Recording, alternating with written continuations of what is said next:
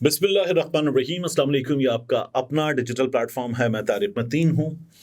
इस वीडियो में सबसे पहले हर वीडियो की तरह मैं आपसे रिक्वेस्ट वही करूँगा, अलग न्यूज़ को लाइक कीजिए, सब्सक्राइब कीजिए, शेयर कीजिए, सपोर्ट कीजिए, घंटी डिंग डोंग बजा दीजिए।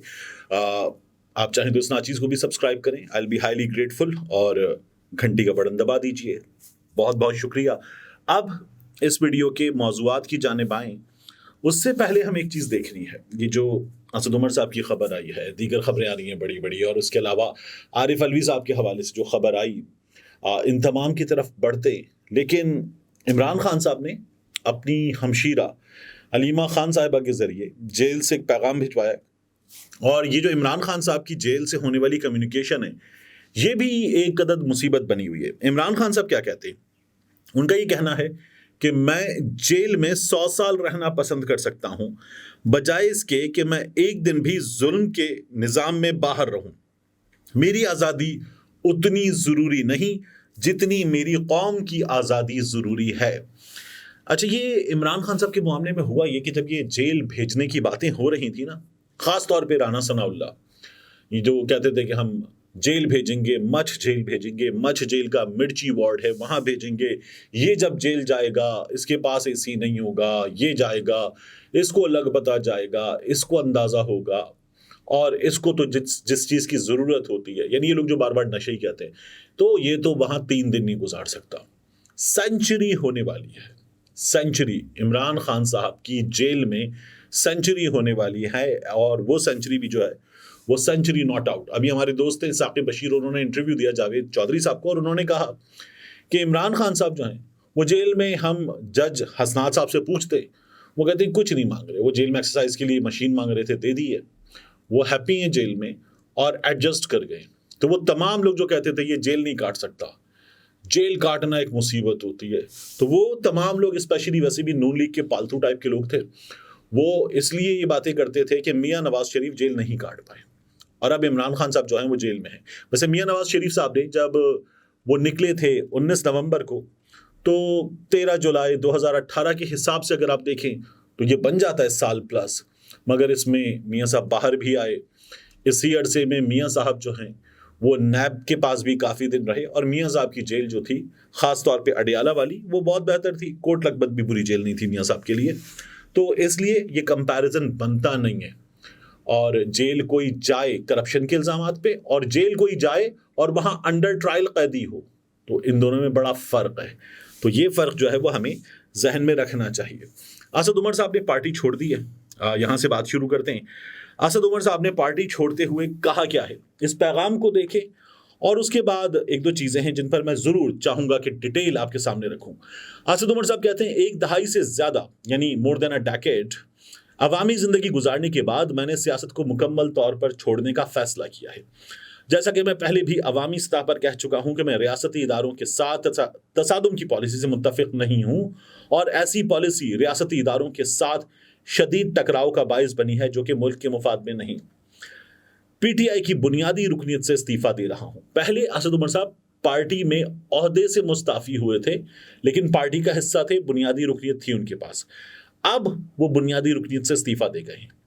मैं उन तमाम लोगों का शुक्रगुजार हूं जिन्होंने अवामी जिंदगी में मेरा साथ दिया। खास तौर पर मैं NA54 की टीम और वोटर्स का शुक्रिया अदा करना चाहता हूं जिन्होंने मुझे 2 बार मुंतखब किया, जिस हल्के, और मैंने उस हल्के की खिदमत करने की भरपूर कोशिश की। अल्लाह पाक पाकिस्तानी कौम पर अपनी रहमतें नाजिल फरमाए, आमीन। अब इसका आपको बड़ा बारीकी से पोस्टमार्टम करने की जरूरत है। असद उमर साहब ने पहले ओहदा छोड़ा था, प्रेस कॉन्फ्रेंस की थी, ओहदा छोड़ा था। बड़ी हद तक लोगों के सामने असद उमर साहब जो हैं वो सुरखरू रहे थे कि वो गिव अप नहीं कर गए प्रेशर पर। अब उन्होंने ये पार्टी की बुनियादी रुकनीत भी छोड़ दी है, पार्टी भी छोड़ दी है। तो एक तो साफ नजर आ रहा है कि जो प्रेशर है वो प्रेशर असद उमर साहब पे बहुत पड़ गया। मैं नाम नहीं ले सकता क्योंकि ऑफ द रिकॉर्ड गुफ्तगू है, लेकिन पाकिस्तान तहरीक इंसाफ के एक अहम रहनुमा से मेरी बात हुई। मैंने कहा ये क्या हुआ है? उन्होंने कहा सबको पता है क्या हुआ है, आपको भी पता है। मैंने कहा ये प्रेशर है। कहने का डेफिनेटली प्रेशर है, और असद उमर साहब जो हैं उन पर भी प्रेशर ये था कि वो इस्तेहकामी हो जाएं, यानी वो अलीम खान की और तरीन की पार्टी में चले जाएं। میں نے کہا تو یار مجھے یہ بتائیے کہ اسد عمر صاحب کا پارٹی کا عہدہ، اسد عمر صاحب کا اسٹیچر دیکھیں تو کیا اسد عمر صاحب جہانگیر خان ترین اور علیم خان کے نیچے کام کرتے؟ یہ کیسے ممکن تھا؟ اور وہ لوگ جو عمران خان کے خلاف بول رہے ہیں، اسد عمر صاحب ان کے ساتھ کام کرتے، کہنے لگے جن لوگوں نے، انہوں نے اپنے بارے میں بھی بات کی کہ جن لوگوں نے یہ نہیں کیا ان لوگوں نے اسی لیے نہیں کیا کہ ان دونوں کے نیچے بھی کام نہیں کرنا چاہتے اور عمران خان کو بھی نہیں چھوڑنا چاہتے، تو اس لیے یہ کام کیا ہے۔ میں نے کہا ٹھیک۔ اب اسد عمر صاحب کے اس ٹویٹ میں مزید دیکھیے، جاتے جاتے اسد عمر صاحب جو ہیں وہ مجھے لگتا ہے کہ کسی حد تک پریشر کو باقاعدہ برداشت نہیں کر سکے، یہ صاف طور پہ نظر آیا۔ ایک تو چھوڑ گئے اس لیے بھی نظر آ رہا ہے، دوسرا وہ یہ کہہ کر جا رہے ہیں کہ میں ریاستی اداروں کے ساتھ تصادم کی پالیسی سے متفق نہیں ہوں اور ایسی پالیسی ریاستی اداروں کے ساتھ شدید ٹکراؤ کا باعث بنی ہے جو کہ ملک کے مفاد میں نہیں ہے۔ یعنی عمران خان صاحب کیا کہتے ہیں؟ میرا ملک میری فوج۔ اور عمران خان صاحب نے یہ جملہ کہا ہوا ہے آن ریکارڈ 1 سے زائد بار کہ فوج کی جتنی ضرورت ہے پاکستان کو، یعنی عمران خان سے زیادہ فوج ضروری ہے۔ تو اسد عمر صاحب جو بیان دے کر جا رہے ہیں وہ بیان یہاں پارٹی کے لیے باقاعدہ طور پر anti party, anti Imran Khan بیان ہے۔ پھر وہ یہ کہتے ہیں کہ میں ان تمام لوگوں کا شکر گزار ہوں جنہوں نے عوامی زندگی میں میرا ساتھ دیا، خاص طور پر NH51 کی ٹیم، راول پنڈی کی۔ اسد عمر صاحب یہ DHA کراچی میں، یہاں جہاں میں بیٹھا ہوں نا، یہاں سے بہت دور نہیں ہے، ان کا گھر ہے، ماشاءاللہ بڑا اچھا انٹیریئر، بڑا اچھا گھر ہے۔ تو اسد عمر صاحب اور پھر اپنی کارپوریٹ لائف کی جاب میں ان دنوں میں پاکستان میں شاید سب سے زیادہ پرائیویٹ سیکٹر میں تنخواہ پانے والے ملازم تھے اسد عمر صاحب، امیر کبیر آدمی ہے ماشاءاللہ۔ تو اسد عمر صاحب جو ہیں وہ یہاں والے پنڈی میں جیتے تھے 2 بار NH51۔ تو اسد عمر صاحب آپ جب وہاں جیتے تھے نا تو آپ کو اس طرح سے شکریہ ادا کرتے ہوئے ایک کام اور کرنا چاہیے تھا۔ علی نواز اعوان اسلام آباد کے صدر پارٹی کے، بڑا کام کیا انہوں نے آپ کے لیے، آپ کے لیے انہوں نے بڑی محنت کی آپ کو حلقہ جتانے کے لیے۔ علی نواز اعوان پہلے خبر آئی تھی گرفتار ہو گئے، لیکن جب وہ کہیں پیش نہیں ہوئے، اس گرفتاری کو قانون کے دائرے میں نہیں لایا گیا، تو پھر علی نواز اعوان اغوا ہو گئے۔ آپ کو کم از کم علی نواز اعوان کے لیے جانے سے پہلے آواز ضرور اٹھانی چاہیے تھی۔ ہمارے دوست نوجوان احمد وڑائچ، اس نے یہ کہا، اور اس نے تو اس حلقے کو دیکھا ہے نا وہاں اسلام آباد میں رہتے ہوئے، تو اس نے کہا کہ اسد عمر صاحب کو علی نواز اعوان کے لیے ضرور آواز بلند کرنی چاہیے تھی۔ جا رہے تھے، جاتے جاتے اتنا کام ضرور کرتے جاتے، لیکن اسد عمر صاحب یہ کام نہیں کر سکے۔ اس کی وجہ کیا ہے؟ ہر پول عمران خان کی مقبولیت، ہر جگہ عمران خان کی مقبولیت، استحکام پارٹی والے جو ہیں وہ باقاعدہ طور پر بالکل ہی پیچھے رہ گئے۔ نواز شریف آ گئے، نواز شریف کے لیے تمام پلینگ فیلڈ جو ہے وہ باقاعدہ کوڈ کے رولر چلا کے ہموار کر دی گئی ہے۔ استحکام پارٹی والے جو ہیں انہیں یہ اندازہ تھا کہ وہ ہیں گود میں بیٹھے ہوئے لیکن بالکل فارغ فیل کر رہے ہیں۔ تو فواد چودھری والے معاملے میں بھی یہی وجہ ہے، اسد عمر صاحب والے معاملے میں بھی یہی وجہ ہے۔ اب کیا اسد عمر اگلے فواد چودھری بنیں گے؟ کیا اب ہم دیکھیں گے کہ اسد عمر پہ کیسز کھل رہے ہیں، گرفتاریاں اسد عمر کی ہو رہی ہیں، بار بار اسد عمر پہ پریشر پڑ رہا ہے؟ میرا خیال ہے نہیں۔ اس کی وجہ یہ ہے کہ اسد عمر کے نون لیگ میں ہے نا بھائی اور گورنر رہ چکے زبیر صاحب، ان کا بھی کچھ کام ہوگا۔ اسد عمر صاحب کے خود کے بھی تعلقات اچھے ہیں، اسد عمر صاحب کے والد ایک بہت بڑی شخصیت، تو اسد عمر صاحب کے مرحوم والد کو بھی اللہ تعالیٰ غریق رحمت فرمائے۔ تو یہ وہ چیزیں ہیں کہ جن کی بنیاد پر اسد عمر صاحب جو ہیں وہ شاید اتنے ہاٹ واٹرز میں نہیں آئیں گے جتنے ہاٹ واٹرز میں ہم نے فواد چودھری صاحب کو دیکھا ہے۔ حالانکہ سبھی کے تعلقات ہوتے ہیں، ظاہر ہے بندہ ہوتا ہے تو بندے کے تعلقات بندوں سے ہوتے ہیں اور بہت اچھے تعلقات بھی ہوتے ہیں۔ فواد چودھری صاحب کے بھی حالات اتنے برے نہیں ہونے چاہیے تھے لیکن ہیں اس وقت۔ فواد چودھری صاحب کے حوالے سے خبر اور آئی تھی، میں نے آپ کو بتایا تھا گل بخاری صاحبہ کیا کہہ رہی ہیں، تو ابھی تک اس کا کوئی بھی ثبوت نہیں آیا۔ جس طرح سے گرفتاریاں ہو رہی ہیں وہ تو گرفتاریاں عجیب و غریب ہیں، لیکن بہرحال یہ خبر بھی آئی فواد چودھری صاحب کے حوالے سے۔ تو اب اسد عمر صاحب جو ہیں وہ چلے گئے کیونکہ عمران خان صاحب کو کوئی بھی قابو میں نہیں لا پا رہا۔ عمران خان صاحب کی مقبولیت مسلسل بڑھ رہی ہے، لوگ عمران خان صاحب سے اور زیادہ کنیکٹڈ فیل کر رہے ہیں۔ جتنا عمران خان کے خلاف بات ہوتی ہے، اسد عمر صاحب بھی کر کے گئے، اتنا عمران خان کے حق میں چیزیں کاؤنٹر پروڈکٹیو ہوتی ہیں۔ تو یہ چیز سمجھ میں نہیں آ رہی، اور یہی چیز جو ہے وہ اس وقت ایک عدد مصیبت بنی ہوئی ہے۔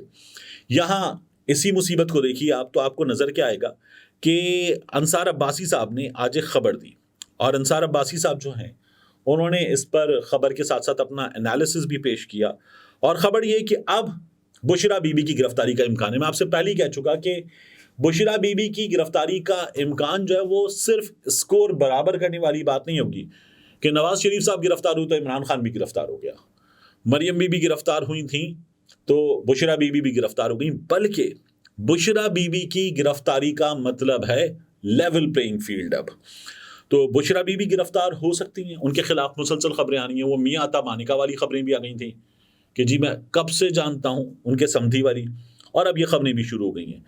अंसार अब्बासी साहब लिख रहे हैं कि पीटीआई के मुक़य्यद चेयरमैन इमरान खान की अहलिया बुशरा बीबी आने वाले वक्त में संगीन मुश्किलात का शिकार हो सकती हैं। नैब वाले कुछ एविडेंसेस जो हैं उनको बहुत क्लोजली मॉनिटर कर रहे हैं, और अगर उन एविडेंसेस से कुछ निकल आया तो बुशरा बीबी की हैसियत गवाह से मुल्जिम में तब्दील हो जाएगी।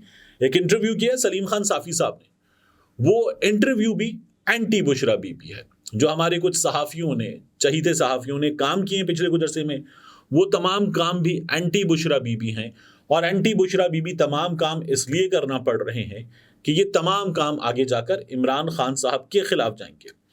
ज़रा ये बता रहे हैं कि नैब को कुछ नए शवाहिद मिले हैं जिनकी क्रॉस चेकिंग की जा रही है। अगर इन शवाहिद की तस्दीक हो गई तो बुशरा बीबी नैब की मुल्जिमा बन जाएंगी और गिरफ्तार भी हो सकती है। कहा जा रहा है कि ये शवाहिद पैसों के लेन देन से जुड़े हैं जो बुशरा बीबी ने मुबैना तौर पर वसूल किए थे। अब यहाँ एक और चीज़ मैं आपको बताऊं कि बुशरा बीबी का जो स्टेटस है वो बार बार तब्दील हुआ है। 190 मिलियन पाउंड के इस स्कैंडल में बुशरा बीबी की हैसियत तीसरी बार तब्दील हुई है। आगाज़ हुआ बतौर गवाह तलबी से, फिर मुल्जिमा कहकर बुलाया गया, फिर नोटिस में उनकी हैसियत को लिखना ख़त्म कर दिया गया, ना गवाह ना मुल्जिमा।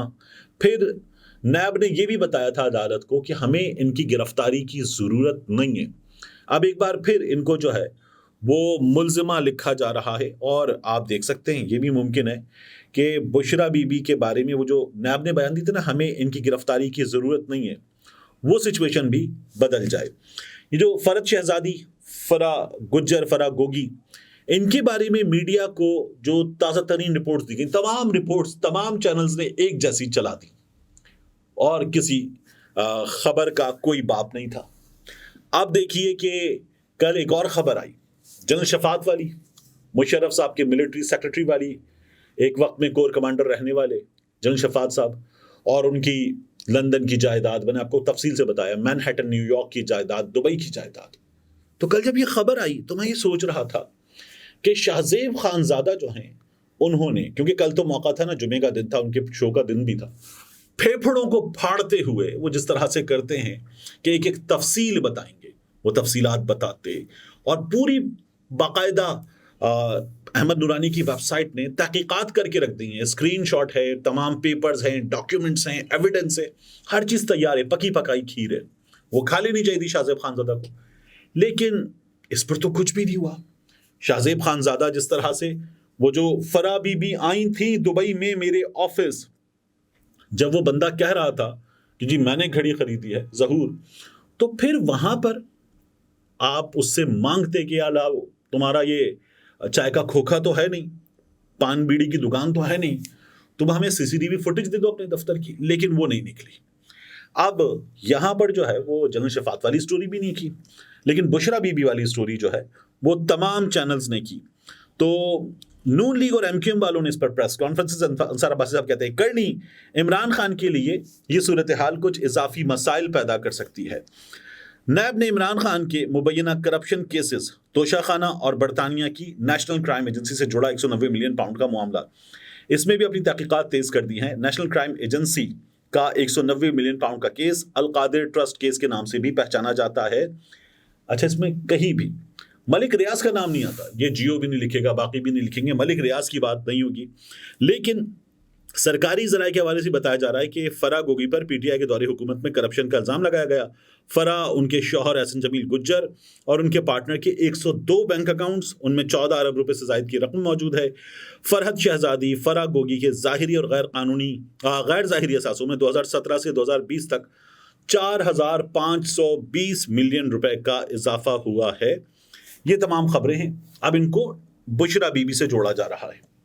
تو ان تمام خبروں میں مطلب آگے بڑھیں، کیس بنائیں، میڈیا ٹرائل سے نکلیں اور میڈیا ٹرائل سے نکل کر باقاعدہ طور پر بندہ گرفتار کریں. میاں نواز شریف صاحب کے کیس میں ہوئی تھی نا گرفتاری، تو یہ گرفتاری کی جائے، اس کی جانب بڑھنا چاہیے ہمیں. لیکن ایسا ہو نہیں رہا ہے. بشرا بی بی گرفتار ہوئی تو یہ عمران خان کے خلاف سب سے بڑا وار ہوگا ڈیفینیٹلی.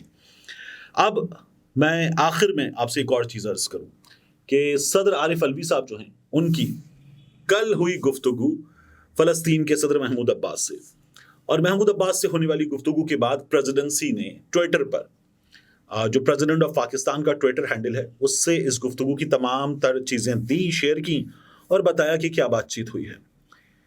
اس میں جو میڈیا کو جاری کی گئی نا چیز، اس میں کچھ ورڈز تھے جو بعد میں حذف کروائے گئے. باقاعدہ کہا گیا کہ یہ نہ چلیں، لیکن یہ پریزیڈنسی سے جاری کیے گئے. اب یہ سوال اٹھ رہا ہے کہ کیا یہ پاکستان کی اسٹیٹ پالیسی جو ہے اس کے تحت ہو رہی ہیں؟ کیونکہ دیکھیے یہ چیزیں ویٹ ہوتی ہیں، یہ چیزیں باقاعدہ طور پر ویٹ ہوتی ہیں، اس کے بعد آگے جاتی ہیں، تو ان کی بھی ویٹنگ ہوئی ہوگی. اب یہاں کیا کہا جا رہا ہے کہ محمود عباس سے بات کرتے ہوئے عارف الوی صاحب نے کہا The president said that if two states solution was not acceptable to Israel. عارف الوی صاحب نے یہ کہا کہ اگر دو ریاستوں والا حل فلسطین کا یہ اسرائیل کے لیے قابل قبول نہیں ہے then one state solution was the only way. تو پھر ایک ریاست صرف واحد حل ہے where Jews, Muslims and good percentage of Christians could live to exercise equal political rights. جہاں پر یہودی، مسلمان اور ایک اچھی تعداد عیسائیوں کی ساتھ رہ سکے تاکہ انہیں مساوی سیاسی حقوق حاصل ہوں. یہ پاکستان کی جو پالیسی ہے اس سے بھی متصادم ہے، بابا قوم کے فرمودات سے بھی متصادم ہے. اب ایک ایسی چیز ہے جس پر باقاعدہ بھویں اچکانے کا، حیران ہونے کا موقع تھا، میڈیا کو جاری کر دی گئی اور اس کے بعد یہ واپس لے لی گئی. میں نے کل آپ کو بتایا تھا کہ پاکستان ٹیلی ویژن میں کافی کچھ ہوا ہے. ایک عجیب سی سچویشن ہے. اس سچویشن کے حوالے سے یہ کہا جا رہا ہے کہ کیا ہمارے ہاں کوئی شفٹ ان پالیسی ہے، کوئی بہت بڑا چینج ہے پالیسی میں جو آ رہا ہے، اس طرح کی باتیں کیوں ہو رہی ہیں. اور جب یہ میڈیا کو جاری کر دی جاتی ہیں، کہیں سے نشاندہی ہوتی ہے، پھر اس کے بعد کہتا ہے اچھا یہ اس طرح سے فوری طور پر رد عمل جنریٹ کر رہی ہے تو چلو اس کو واپس لے لیتے. یہ واپس لے لی گئی، لیکن پھر ٹویٹر پہ جی ٹی وی کے بیورو چیف ہیں ثناء اللہ صاحب، انہوں نے اسے جاری کیا، دیگر لوگوں نے جاری کیا اور یہ تمام سوالات اٹھائے. اس لیے یہ چیز بڑی حیران کن ہے. جاتے جاتے میں آپ سے عرض کروں کہ کل ٹویٹر پہ خبر چل رہی تھی کہ چوتھی طلاق ہو گئی ہے، ساتھ میں خبر چل رہی تھی تیسری طلاق ہو گئی ہے. اب جب چوتھی طلاق کی خبریں چل رہی تھی نا تو لوگ یہ کہہ رہے تھے کہ یہ اسٹیبلشمنٹ اور نواز شریف کے بارے میں ہے. جب تیسری طلاق کی خبریں بھی چل رہی تھی ساتھ میں تو تب پریشانی ہوئی کہ یہ کس بارے میں ہے. بہت سے لوگوں نے اس کا ایک شخصیت جن کا عمران خان صاحب سے تعلق رہا ہے اس کی جانب رخ موڑا، لیکن اس شخصیت کے حوالے سے اپڈیٹس کیا ہیں، طلاق کے معاملے میں کیا خبریں ہیں، اور ایک بہت بڑی خبر اس شخصیت کے حوالے سے، عمران خان صاحب کے حوالے سے ہے، جو میں انشاءاللہ اگلی ویڈیو میں آپ کے سامنے رکھوں گا. ملتے ہیں انشاءاللہ آپ سے اگلی ویڈیو میں.